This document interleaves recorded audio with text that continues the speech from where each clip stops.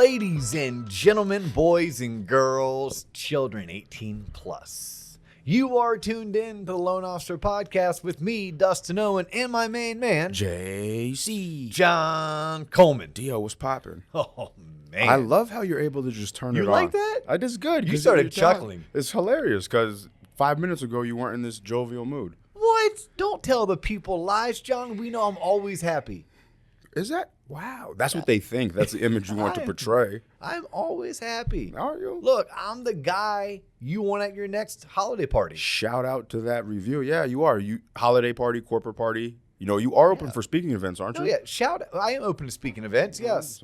I love to teach. I love to moderate. I like to be on the main stage. I prefer it like free-flowing Q&A, no holds barred, anything goes, ask me anything. No PowerPoints. No structure. Yeah, I'm with you. I mean, I can use a PowerPoint, right? I can throw together a slide deck and get up there, but PowerPoints are for the weak. Yeah, I mean, I really like that impromptu just Q&A. Like, let's roll the sleeves up, let's pour a cocktail or three, and let's keep it real. Yeah, let's keep it real, Dio. Yeah, let's keep it real. All right. What are we going to keep it real with today, John? Wow, straight into it. Oh, no, actually, shout out to Monster Leads, right? Shout out Monster Leads Group, yes. Yes. Was it Monster Leads Group or Monster Leads? I think Monster Leads Group. Yeah, check them out on Facebook. But, hey, they have good taste.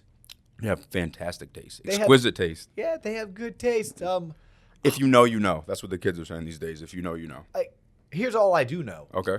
I saw #1. Yeah. Yeah, the number one. The number one. Number one. And no biggie. And I saw the Loan Officer Podcast. Yeah. That's all I saw. There was a bunch of names after it. Irrelevant. Don't scroll down. No, there's some good people on there. Are some good people Great people on there. Yeah. I say that in jest. You don't even know these people. I know, At least I know some of them. I know you do. At least I know someone like, yeah, that dude. That's a good guy. Yeah. Great gal. I know none, so. Okay. All right. So what are we talking about today, Dustin? You tell me. Are you ready for it? Yeah. Are you ready for it? Drum roll, please. Debt consolidation refinance. So I just saw the almost like disgust in your face. Because you hype it up. We hype it up. I love it. That's great. It's one of my favorite topics to talk about, especially right now. Really? Yes. I know. Explain. So we're gonna jump right into it. Because, yeah. Okay. Well, John, first let me ask you, do you know what it's like to be in debt? I mean, yeah. A couple times in your life, you've had your credit card build up over $3,000. Whoa, never that. Okay. No, I'm the type to refuse to pay credit card interest, so therefore I live paycheck to paycheck. So I pay off my credit cards, but that leaves me very little wiggle room for, like you would say, a rainy day. Would you call it the reserves? 6 months reserves. Yes, I'm still trying to get on that bandwagon. Okay. Yeah. Well, so let me enlighten you. Okay. You're still doing better than most. Really? You are still doing better than most. Do you contribute to your 401k? I do. Okay. You are doing better than most. So you have no consumer debt. Do you have a car payment? No. So you have no car payment. You have no consumer debt. Student loans?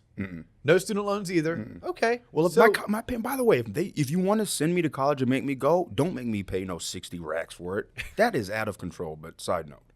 No one made you go to college. Oh no, they made. Oh, you're talking about your parents? Yes. They made me go to college. But yeah, so no student debt. Okay. Well, right. Okay. Right. So that's why mom and dad stepped it up was to the plate. There wasn't a choice. It was like, where are you going? I don't know. Where are you going? Okay. That's what it was. Okay. But no, most people don't for various reasons. Right. For various reasons. And some of those reasons are very valid, and some of those reasons are from irresponsible behavior, but it don't matter. Right. It doesn't matter because right now, with a debt consolidation loan, let's call it like it is, it's a cash out refinance.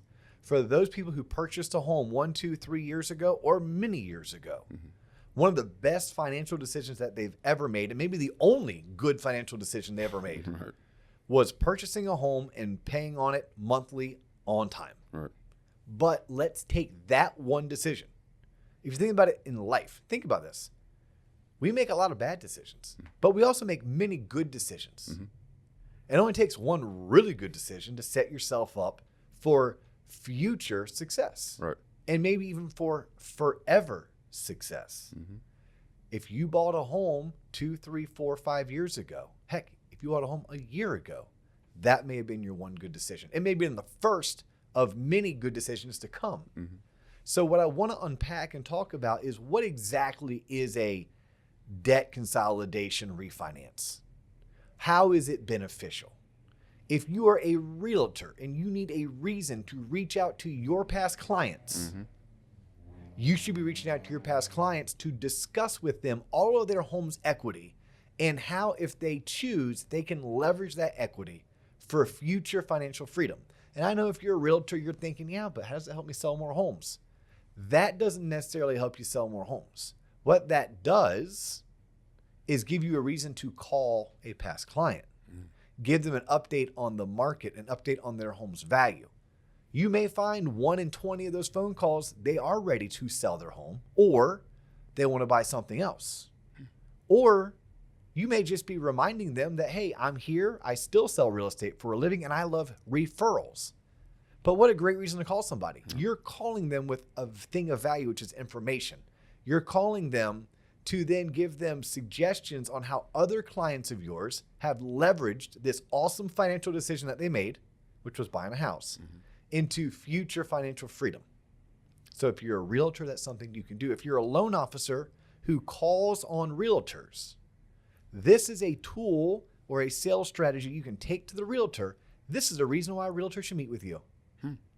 Hey, ma'am or sir, I have a great idea for how you can reach out to your past client database to bring value to them and elicit referrals from them. You want to meet over coffee and I'll explain. Now, loan officer, when you're meeting with said real estate agent, obviously, after you're done explaining what it is that you're going to coach them to do, you ask them at that standpoint, hey, who are you currently working with that needs my services? That way you can turn your sales call into an ask for a referral. Loan officers, you have past clients. You should be reaching out to every past client that bought a house 1, 3, 5, 7, or 10 years ago. And you should check in on your people. You should give them some kind of an automated valuation of what their home is worth. You should figure out what they probably owe and give them a rough estimate of what their equity is. And then just let them know how other people are using equity to set themselves up for financial freedom. All right. Like, give them ideas. Now, when I'm talking to, let's say, John Coleman, hey, John, it's Dustin. How's it been? I did your loan 3 years ago. You would say, Good. How you been, Dustin? I'm doing fantastic, man. Hey, look, I wanted to follow up with you because I am helping some people in our community literally get set up for financial freedom. I'm changing lives, John. Yeah. So I'm calling you. Maybe I can't help you, but maybe I can. And if I can't help you, there's a good chance I can help someone you know. Is now a good time? Yeah. Okay. Actually, what I should I have know, said, you should what I have should have said, is now a bad time? Is now a bad time to talk? No, not a bad time. Okay, cool. good. Yeah. Hey, look, so based on when I did your loan 3 years ago, you owe probably somewhere around $200,000. Your home is now worth $450,000, John. You have $250,000 of equity. That's your money that you can use how you want. So for some people, I've been helping them tap into that equity because maybe they have some credit card debt they want to pay off. Maybe they have some student loans they want to get paid off. Maybe they need a new vehicle, but they don't want to take on a $700 a month car payment. Maybe their kid's going off to college and they would like to raise $30,000 or $50,000 to help them with tuition. So they and their soon-to-be college student, their child who's going off to college, doesn't have to go into student debt. Maybe, John, you're looking at your current financial situation and you're not putting enough money towards your retirement or towards a 6-month reserve because you don't have that. What I'm doing right now, John, is I'm sitting down with certain clients who are in your position and helping them leverage all of that wealth that you've accumulated that's doing nothing for you. And I'm going to help you get set up for financial freedom. Now, again, this might not help you, but it probably helps someone you know, whether it's a coworker, whether it's a neighbor, whether it's a family member or a friend.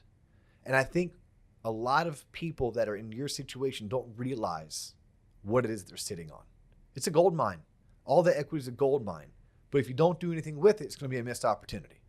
Right? So like that's my reason. If I'm a loan officer, I'm going to call all my past client, and that's a pitch or a script I'm going to use. Now, look, I just spitballed that. Like I didn't have that written down. I hadn't rehearsed it. But that's the type of conversation I'm going to have. But I can say it because I believe it. I can say it because I have myself changed people's lives And I currently have loan officer friends of mine Yeah, I've seen who it. are changing people's lives. And I always teach this, John. If you don't have a me story, Tell it a we story. tell a we story. So I have 2 questions for you. I've been holding my fingers crossed. Hopefully I don't forget them because that's what you taught me. Number one, how long after, say you have Sally, you did Sally's mortgage for a couple years ago. Is there a certain time frame when it's like 3 years past, now you're ready for a cash out refi? Or could you do one like 6 months later if the market's like that? You can do it 6 months later if the market's like that. Okay. Yeah, if the market's like that and you have accumulated equity through home appreciation. Yeah. And what people have to understand is like, yeah, but when I bought my house, my rate was 4.5 and now rates are 5.5. When I bought my house, my rate was 3, now rates are 5.5. Look, it's not about the interest rate. Yeah. It's about the debt vehicle that we're using to finance your home, but to raise the capital necessary. Because what I'm looking to do is I'm looking to set you up for financial freedom. Yeah. I'm not trying to compare your current interest rate to today's market interest rate. And is that the difference? Is there a big difference between a cash out refi and just a standard refi? Well, a standard refinance is called a rate term refi. You typically only do that in order to save someone monthly, On their payment. Just Yep. the payment. Let me lower your rate from 5 down to 4. Your rate down from 4.5 down to 3. Okay. Like we're right now underwriting a ton of files at 5.25 or 5.5 interest rates. Maybe in a year and a half, we're going to be refinancing them all back down to 4. All right. Right? Because that's a good chance of where rates will be a year to a year and a half from now. Okay. But you typically, that's just a straight up what we call a rate in term. What would you what type of consumer would you say is needs a rate in term refi versus a cash out refi? Like, hey, you don't need to cash out refi. Maybe I can just get you a rate in term. Yeah. You save $300 a month. Someone who has all of their finances lined up, Okay. like all their ducks in a row, right? So if you already have 6 months reserve, if you're already contributing towards a retirement plan, a retirement account, if you're already saving for your child's college education, if that's a priority of yours, if you already don't have consumer debt, if you don't have any home improvements that you have to do or you need to do or you want to do, right? For those people, just a standard rate and term only makes sense when rates drop. And usually the rule of thumb is when rates drop by 1%. But when you're doing a debt consolidation loan, honestly, it's not about the rate. It's about what can I do with all of this equity? What can I do? It's like, John, in your case, you bought this house in 2018 and you bought it for $250,000. You put your 5% down, which means you financed $237,500. Over the past 4 years, you've paid down that loan by roughly $13,000. So now you owe about $225,000. But since you bought it for $250,000, it's gone up to $450,000. I could give you a new loan at 80% of $450,000, which is roughly $360,000. I give you a new loan for $360,000. I'm going to pay off the $225,000 you currently owe, and the difference is what comes back to you in cash. Right? So you have at your disposal well over $100,000. Now you might not need $100,000. So we might not take the full $100,000, but I'm just giving you an idea of what you could do. But let's just say, and I have helped people like this. Let's call it Georgie. Georgie had $36,000 in credit card debt. It was literally 2 Amexes. It was a MasterCard. It was a Visa, plus some Walmart cards, some Ann Loft cards in there. It was some real deal debt. Yeah. $36,000 on credit cards, minimum payment. Just the minimum payment was $900 a month. Damn. Okay, $100,000 on Georgie's mortgage is $500 a month. So just by paying off those credit cards, I've already alleviated $400 a month, let alone that stress. Now, on top of that, Georgie's car kept breaking down, like left and right. Georgie needed a new car. Now, I sat down with Georgie. I spent an hour. I taught him things about buying certified pre-owned versus buying brand new. Hey, maybe you don't need the Lexus. Maybe that Hyundai Santa Fe is the way to go. Yeah, and buy it with 30,000 miles, certified pre-owned. You picked it up for $30,000 versus the other car was $56,000 brand new. Yeah. Those are some of the things that we walked through. But he kept on having to dump money into a car that was a POS, and we gave him the money to do that. So now he has a car that's going to work for another 100,000+ miles, roughly 6 years, 7 years, no credit card debt, no car payment. Georgie had no 6 months reserves. None. Sat down. I talked to Georgie about what it means to budget. I told him that, hey, look, rule of thumb, at a minimum, you want 3 months of your budget in reserve, but more importantly, 6 months. So we sat down. We talked about he loves his Bud Light. Right. Just does. Yeah. Likes the ability to go out for cigars on Sunday after golf. He likes to be able to golf on Sundays. We talked about what that expense looked like. Talked about kids and kids having not so much their own birthday, but when you have kids, they are invited to birthday parties. Mm-hmm. That's another $100. Like, we sat down and talked about what is his nut. His nut was like $6,600. We rounded it up to just $7,000. So I said, Georgie, at a minimum, we need to have $21,000. That just goes into your emergency reserve fund. So all of a sudden, we used $21,000 to set up an emergency fund, $36,000 to pay off those credit card debts. And I'm not even getting into why he had the $36,000. That's, he and I had a discussion. I gave him some tips and some pointers. But if I'm 36 plus I'm 21, I'm like 57 right there. And then we took out another roughly $30,000 to buy the new car. Mm-hmm. Right? That was $87,000. He still had, we took out $100,000. Yeah, he still had $13,000 left over. Right. Of the $13,000, $10,000 went into his house. He had a bunch of home improvements that he was kind of kicking that can down the road. And then of the $3,000 that was left, and by the way, Georgie had 2 kids and had a spouse. Took that $3,000. I talked to him about what a 529 was. He went out and he put $500 into his one daughter's 529, $500 into his other daughter's 529, opened up a Roth IRA for both he and his wife, put $500 in that for each of them. Mm-hmm. Then he set up monthly distributions that get ACH out of his bank account in order to have $75 per girl going into the 529, and had an extra, I want to say, like, if I'm remembering, it's $500 that we basically split up over 4 accounts. Mm-hmm. And it was 75 to the girls. So then it was roughly about 150 going into his Roth IRA, 150 into his wife's Roth IRA. And I even taught him why he should beef up his 401k contribution, because his employer matches. So we at least wanted to get the maximum of the employer match. And all of a sudden, I took Georgie, who all he did, the best thing he ever did financially was buy a house in 2018 and pay $250 for it. And today it's worth $450, and he owes $225. Yes, his interest rate went from 4 all the way up to 5.75. The reason why it's 5.75 is because all that credit card debt, he didn't have the best credit score. He did not have the best credit score. But that's okay, because his credit score now is going to go up because we wiped out all of that consumer debt. And now look at where he is today. Yes, his rate went from 4 all the way up to 5.75. But his total expenses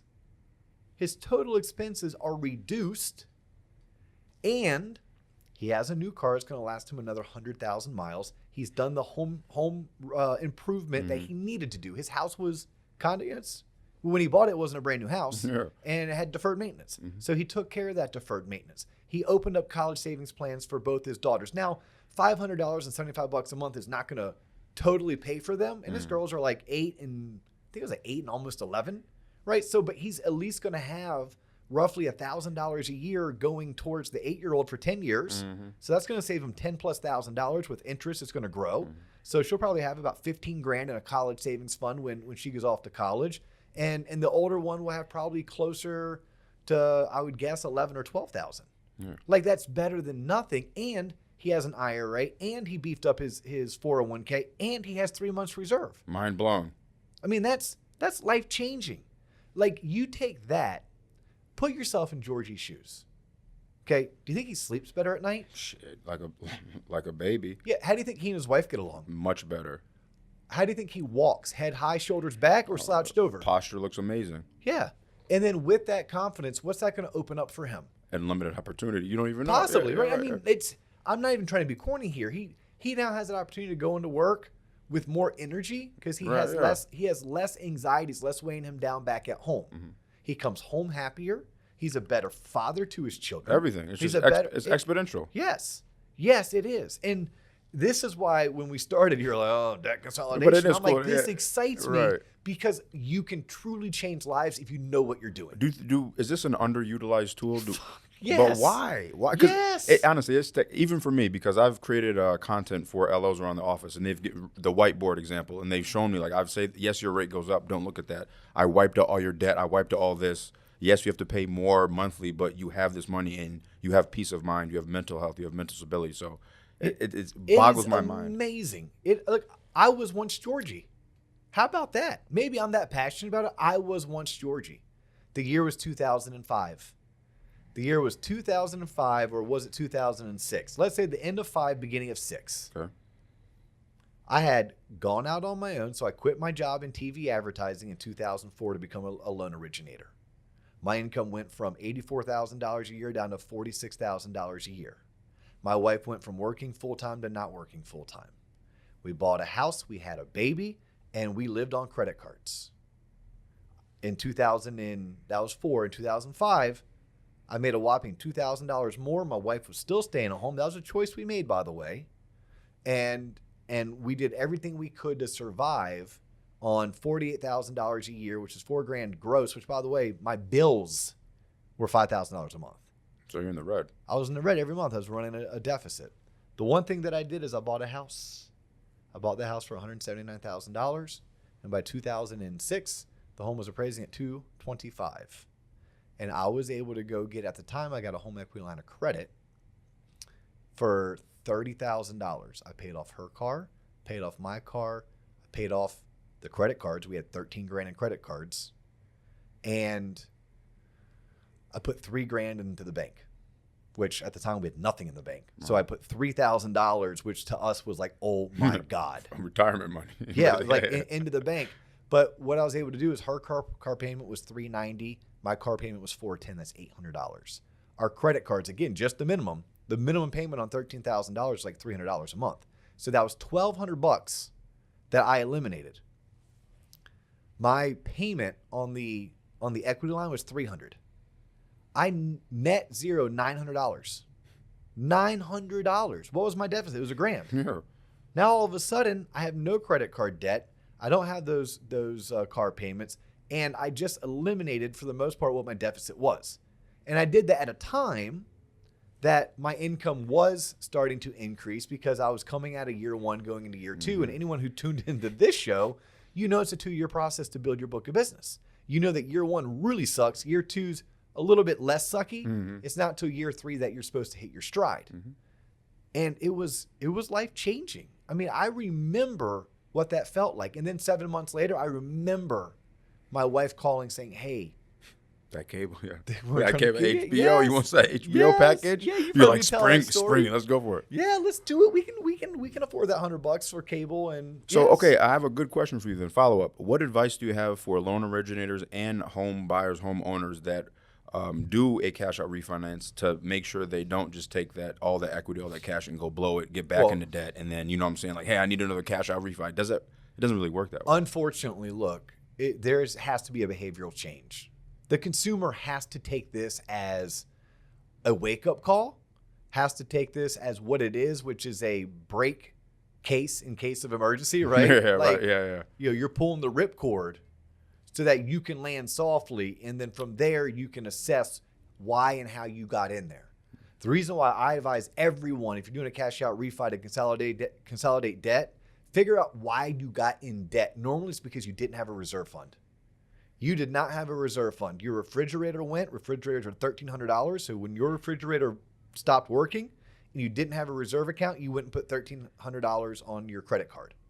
When your car broke down or you needed brakes or new tires and you didn't have $900, you put it on your credit card. Life happens. But you put it on your credit card and you're paying 9 or 13 or 17% interest. And you just don't see credit cards. Credit cards are like the chips they give you at a casino. The reason why they give you chips is because it's not real money. Right. So it's real easy for me to throw in 3 chips than it is for me to throw in $75. So yes, you have to be very cognizant what behavior got you in there. This is going to be a great way for you to get a good reset. And normally you should get the good reset too, because it's going to lower your overall cash outlay, right? Like with Georgie, we saved him $400 a month in terms of what was going out. I have friends that have saved $1,100 a month. Bullshit. $1,100 a month. Imagine if you all of a sudden had $1,100 less a month in bills. Right. What if you had $1,100 left over? And not just you, but your clients, your neighbors, your friends, your family, your ex-coworkers, your current coworkers. Like, this is everybody who bought a house. You had this equity. That's your money that you earned by making one good decision in your life, which was buying a house. And it does nothing for you. It sits there. That would be like you owning the Honus Wagner baseball card, and you're dead ass broke and in debt, and you're not willing to sell it. Card looks great on my mantle, though. Look at it. Yes. Right. Like, at some point, no, you got to sell that thing. Right. Especially because you're not going to get out of $36,000 in credit card debt. No. You're not going to get out. No, you're never. Look, unless your income's going to double, unless you're going to go work a side hustle for 3 consecutive years. Rat wheel, man. You're never going to get out. So why is this such an underutilized tool? Because it is amazing, even for me. I hear people talk about it. I hear LOs. Why? Is it something that they don't want to turn over that stone? Is it difficult to approach? Do you have an answer? What's the underlying theme of this particular podcast? Everything John? you should have learned in high school but didn't. Yeah, they don't teach this. This is what savvy business owners do, right? This is what wealthy people do. They leverage debt for their benefit, right? All you're doing is you are leveraging your debt, right? It's still debt, whether it's on a mortgage, on a credit card, on a car loan, or a student loan, but you have this huge asset called your equity. All you're doing is finding a way to restructure that debt using the collateral of your home and the equity, which is your nest egg, in order to put yourself in a position for financial freedom. Right. I mean, there's a ton of things that you can do as you tap into this. Some people have always dreamed of going out on their own. I have a buddy who went out on his own. Talked to him yesterday. He made half of his income from 2018. He went out on his own in 2018. Okay, half the income he made in the month of April. 1 month.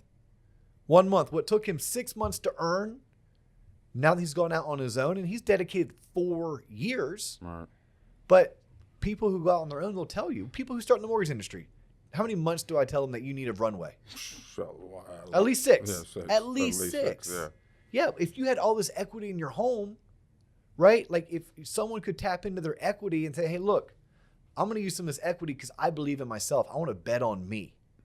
But I know that when I change from working for the man to being the man, there's going to be some runway. I have to gain momentum, right? You look at how a plane takes off. How much energy it takes to get a plane off the ground.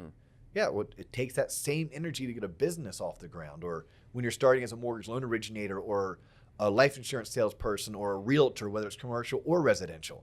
You need that runway. You need that force in order to get the lift that you need, and you need a way to continue to pay your bills.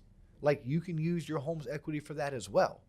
And then if you are as fortunate as my friend and it pays off, could you imagine, look at your W-2 from last year, cut it in half, and say, holy shit, I'm getting all that in 1 month? And by the way, the next month looks just as good for him. Right. And the next month after that looks just as good for him. Yeah. And all of a sudden, his income is up sixfold. 6 times, 6x. Like, that's pretty crazy. So yes, a debt consolidation loan, also known as a cash out refinance. It is a phenomenal tool to use, especially when you have the consumer who wants to use it for all the right reasons, and you have a originator who can educate along the way, right? Financial advisors. This is something, if I'm a loan officer, I'm taking this to financial advisors. I want to sit down with a financial advisor and say, hey, I want to increase your client's wealth. I want to help increase your amount of assets under management. How can you do that? You're just a loan officer. You don't dip in my world. How can you tell me that? Yeah, well, if I can lower someone's overall outgoing cash outlay, then that's more available funds that they can be investing, that they can be saving. I like that. I like where you're going with this. Yeah. I mean, right? I mean, that's exactly what I can do. So, like, if I helped my one client save $1,100, okay, well, that's $1,100 he or she could be Investing with you. Yes. Yeah. And maybe it's just $500. Yeah, it doesn't have to be Right? all That's $6,000 a year. It leaves them $7,200 to do other things with. Maybe the $7,200 is other things. They take one family vacation a year, and they don't have to put it on the credit card that they're never going to pay off, because they're now budgeting. They now spend less than they make. Right? I mean, it's all of those things. So yes, people should read a Dave Ramsey book. Oh my God, if you're getting started, tasty treats. right? Or maybe read something like The Richest Man in Babylon. That's a classic. That is a classic. It's a good book, but like, you should figure out just the basics of financial principle. Go back and listen to one of our early episodes on budgeting. Yeah. It ain't sexy, but it's real and it works. But yeah, so debt consolidation loans, cash out refis, realtors, you should be taking this idea to your clients, because it's a reason to call, it's a reason to add value, and why you have them on the phone. Ask them who they know that's looking to sell. Ask them if they are interested in buying a vacation property or an investment home, or if they're looking to move up or downsize. By the way, their equity, you need to raise the funds for a down payment? There you go. There you go. Loan officers, you should be reaching out to your realtors to teach them how they can use this to reach out to their clients. Loan officers, you should be reaching out to your past clients. It might not be good for them, but it's a reason for you to call. When you have them on the phone, ask them who they know that it is. Hey, John, which of your friends do you think I could change their life forever? Do you have time? You have half an hour? Yeah, like that's what I'm looking to do. Yeah. I'm looking to change people's lives forever, John. And if I can't change your life, that's a good thing. Congratulations. But I bet you know some people that could probably use talking to me. And look, I'm out here trying to change the world one person at a time. Right? And it's so loan officers can then take it to financial advisors and have financial advisors reach out to their clients. I mean, there's so many things you can do from a sales and marketing aspect if you just understand how exactly cash out refinances work, why someone would do a debt consolidation loan. It's not about the rate. It is about what you can do to set this person up for financial freedom. That's what it's about. Well said, Dio. Hey, if y'all have questions on this topic, this is something that I am passionate about. I would be more than happy to talk to you about. Hit me up on LinkedIn. I am Dustin Owen on LinkedIn. Don't talk to John about it, because he's just now learning what exactly it is. Plus, this dude has no real life experience. Yeah. He has no debt. I don't. I'm Peter Pan. Yeah, he lives the life that we all want to live. You know. Either secretly we want to live it, or just outright we're like, hey, bro, we're mad jealous of you. That's all, you know what I'm saying? One step at a time. Yeah. But if you do know, if you want to know what mics and what headsets and what software to use because you want a podcast, holler at me. Hit up John Coleman. Me up. You want to know the best in camera technology? Hit up John Coleman. You want to talk about debt consolidation refinance? Talk to Dustin Owen on LinkedIn. You want some hookups to some free video games? Talk to Ty Stover at EA Sports. Talk to his boy Ty. Yeah. Nah, thank you all for tuning in. I hope you're digging what we're doing on the website. It's tloponline.com or theloanofficerpodcast.com. We're on every social handle out there, not called Pinterest. Pinterest, yeah. I think We're on all the rest of them, though, aren't we? Is Pinterest still a thing? I have no idea, John. Oh but my gosh. Please follow us. Please subscribe. Please share. Yeah. We love doing this. We love that you tune in. I hope that you found this valuable. And if you did, share this. Share this. Use this as a reason to reach out to financial advisors, your past clients, right? Your friends, your family, your neighbors, your ex-coworkers. Literally free game. We're giving you free leads. And if you think you need a debt consolidation loan, call me. Right. Call me. I got some people. I know a guy or a gal. I happen to know one or two or thousands of mortgage loan originators from Spokane, Washington, all the way down to Key West, Florida, that can help you. Nice. Yes, they can help you. At a minimum, they can answer your questions. They can run some numbers and give you a little bit of advice and point you in the right direction. He's John Coleman. I'm Dustin Owen. That's all the time we have for today. We will catch you on the next episode. Peace.